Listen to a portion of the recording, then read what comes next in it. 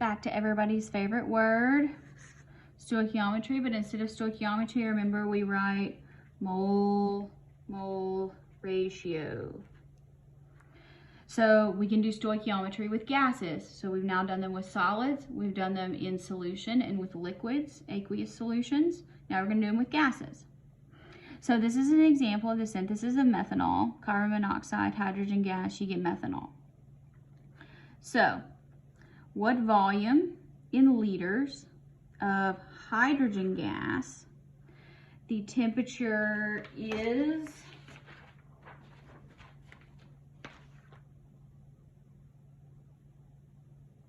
355 and the pressure is 738 and we need this much methanol. All right, so let's figure out moles.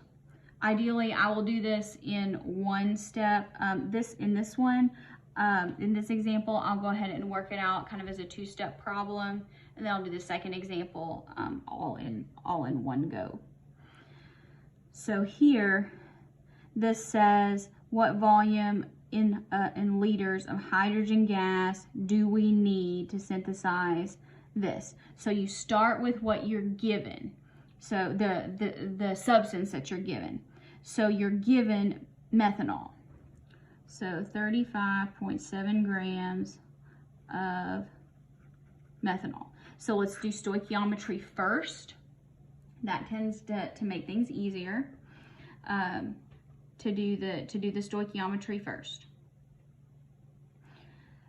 in this situation. So let's find out our molar mass. 12.01 for carbon, 1.008 times 4 hydrogens, and 1 oxygen. So 32.04 grams of methanol is 1 mole methanol. And now that we are in moles, we can go to the equation and use a ratio to change substances. So in the equation, no coefficient means there's 1, CH3OH, and we're going to hydrogen gas. Okay, now, so let's figure out how many moles of hydrogen gas we need. 35.7 times 2 divided by 32.04. So we need 2.23. 2.23 moles of hydrogen gas. Okay, so now the question is asking for what volume. So let's write PivNert. So we want to know volume. So volume equals nRT over P. So that'll work. So how many moles? So because this is everything's going to be in hydrogen. So we have 2.23 moles of hydrogen are always given. It helps so much if you have it programmed in your calculator. And temperature, 355. And pressure, our pressure is 738 millimeters of mercury. Does millimeters of mercury cancel with atmospheres? Not yet. Let's convert it. Again, you may have said, I want to do my conversion first and then plugged it in. It's still going to work out. Just get it so your units cancel. So that leaves us with liters when we do our unit check, and we're ready to calculate. So I'm just going to take my answer there and keep going with it. Again, rounding, it's going to work out. So 66.9 liters. Liters of hydrogen gas. All right, next one. Here is a decomposition reaction, and we formed 4.58 liters. and we want to know how many grams decomposed. Okay, so we're given oxygen, and oxygen is the gas. So we need to deal with that first. So here's our oxygen gas, or here's oxygen gas, and we want to find, this is solid, so we need to know how many grams. So before we can get from oxygen to silver oxide, we need to find out the moles of oxygen. This I'm going to do all in one step.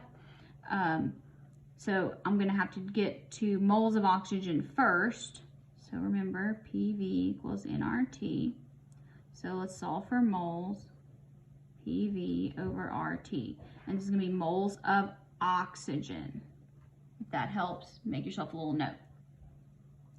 Okay, so pressure we're given 745 millimeters of mercury. Can we say that way? No. If you're going, Dr. B, this is really repetitive. Yes, you are correct. Lots of gas law calculations, very repetitive. That's why people tend to like them, because once you get used to them, they're very easy to figure out. Okay, and temperature is already in kelvins, so 308. Okay, now you can stop and get an answer here, or you can say this is moles of oxygen.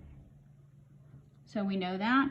Since we're in moles of oxygen, we can go ahead and do stoichiometry right here, or you can get an answer and plug it in a second equation. It's going to work out the same. Me, I like to save paper. Okay, so now I know that in this equation, 1 mole of oxygen gives me 2 moles of silver oxide. The question is asking me for how many grams. Okay, well, I know that 1 mole of silver oxide is, actually I don't know, I'm gonna have to figure it out. 107.87 times 2 plus 1 oxygen. 231.74. 231.74 grams of silver oxide. So here we're going from gas to solid. You can still use stoichiometry. All right, what do we get here? 745 times 4.58 times 2 times 231.74 divided by 760 divided by R divided by 308. 82.3. 82.3 grams silver oxide. Why is this not silver 1 oxide? It's silver oxide because silver always has a charge of +1, no exceptions. Oxygen -2. It's an ionic compound.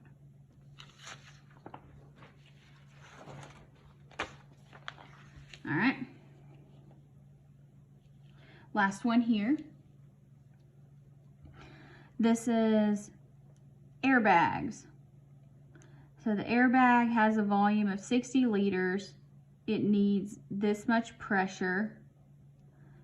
And here's our reaction. How many grams of sodium azide, which is this? So how many grams do we need? And our nitrogen gas is going to have a pressure of 1.4 atmospheres and the temperature of 25 degrees Celsius. Okay, so 25 degrees Celsius, make it Kelvin. That's always the first way to do it and get some easy credit. Okay, so what we need here is we're starting with nitrogen gas because it says nitrogen gas here is what fills the airbag. If you've ever seen somebody in a collision, there's white powder, it's just sodium. Okay, so we need to get from nitrogen gas to sodium azide. So in order to do that, we got to get moles of nitrogen gas. So remember, PV equals nRT. And so we know that N equals PV over RT. All right, do we have a pressure? Yes. Do we have a volume? Yes. Do we know R? Of course we do. It's always given. It's a constant. And we have a temperature. So let's go. Pressure. So 1.4 atmospheres. Volume 60 liters. 0.08206 liter atmospheres per mole Kelvin. If you want to specify in this case, this is moles of N2. So we're figuring out here. And temperature, 298 kelvins. Okay. So now we have moles of nitrogen. So let's go ahead and do stoichiometry here, or you can give an answer and do stoichiometry in a second step. It's going to work out the same way. Me, less rounding. That's how I like it. Okay, so now we know, according to our equation, 3 moles of nitrogen gas gives us 2 moles of sodium azide. What's the question asking us to find? How many grams? So we can figure out that 1 mole of sodium azide is, figure it out. Sodium weighs 22.99 and nitrogen is 14.01, and there's 3 of them. 65.02. 65.02 grams NaN3. That's a 3. Can't read it. All right, so let's calculate here. 1.4 times 60 times 2 times what I previously calculated, divide by R, divide by 298, divide by 3. So we're going to need somewhere around 149 grams of sodium azide.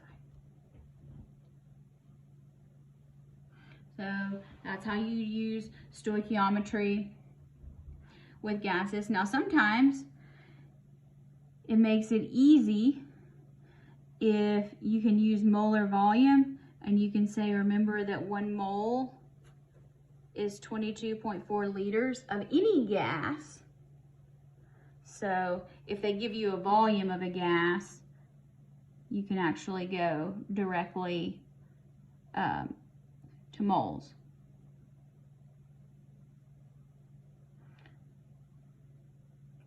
That would be if you are at STP. If you're not at STP, you can't do that. So remember, STP is 273 Kelvin, so we couldn't do it here because we're not at STP, and 1 atmosphere, we're not at 1 atmosphere. But that can save you some time, but it's not always necessary. If you like doing stoichiometry this way, just plug in STP for what you know. You'll get the same answer.